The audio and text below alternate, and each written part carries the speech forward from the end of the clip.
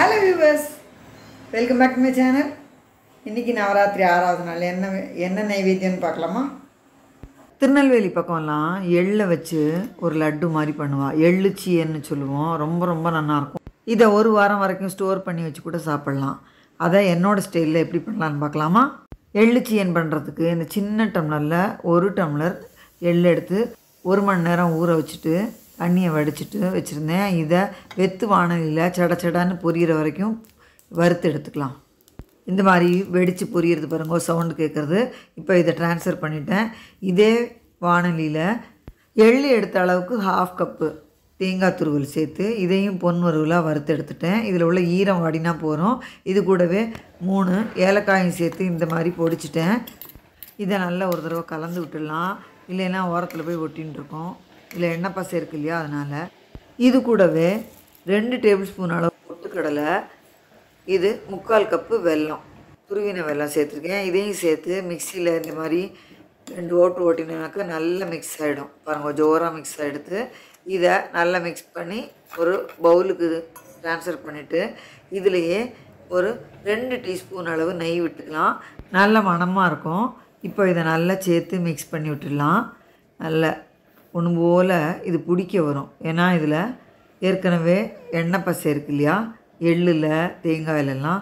இந்த மாதிரி பண்ணும்போது சூப்பர் டேஸ்ட்டாக இருக்கும். ஜோராக பிடிக்கிறது பாருங்க. இந்த மாதிரி சின்ன உருண்டையாக உருட்டி எடுத்துக்கலாம்.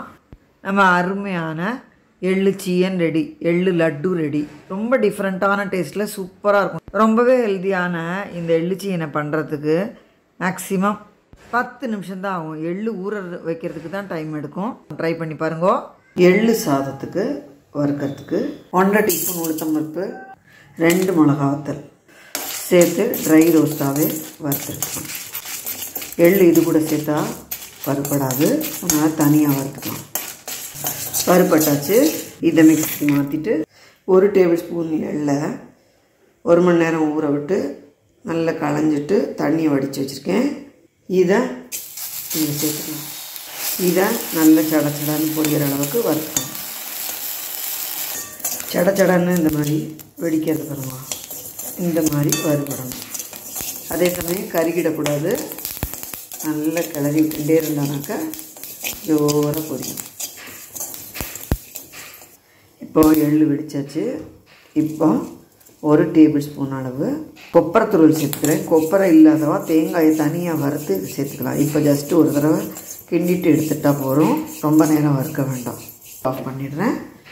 இது சூடு ஆறட்டும். சூடு ஆறிடுத்து இதை மிக்சியில் சேர்த்துக்கிறேன்.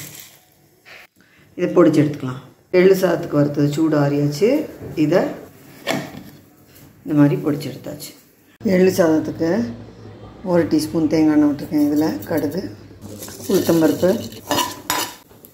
கொஞ்சம் முந்திரி பருப்பு, 4 கருவேப்பிலை சேர்த்து தாளிச்சுட்டு இதில் உதிராக வடித்த சாதம், பொடி பண்ணி வச்சுக்கிறேன் எள்ளு பொடி, கொஞ்சமாக பொடித்த வெல்லம், 1 ஸ்பூன் நெய் விட்டு மிக்ஸ் பண்ணால் நம்ம எள்ளு சாதம் ரெடி.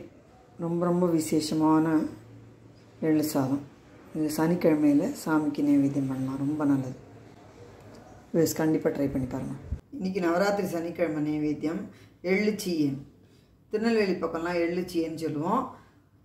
சிகிலி உருண்டைன்னு சொல்கிறாங்க. அந்த எள்ளு உருண்டை, எள்ளு சாதம், முழு உளுந்து கருப்பு உளுந்து சுண்டல். இதுதான் இன்றைக்கி நவராத்திரி சனிக்கிழமை நைவேத்தியம். இந்த வீடியோவில் இருக்கும் பிடிச்சிருக்குன்னு நினைக்கிறேன். நம்ம அடுத்த வீடியோவில் பார்க்கலாம்.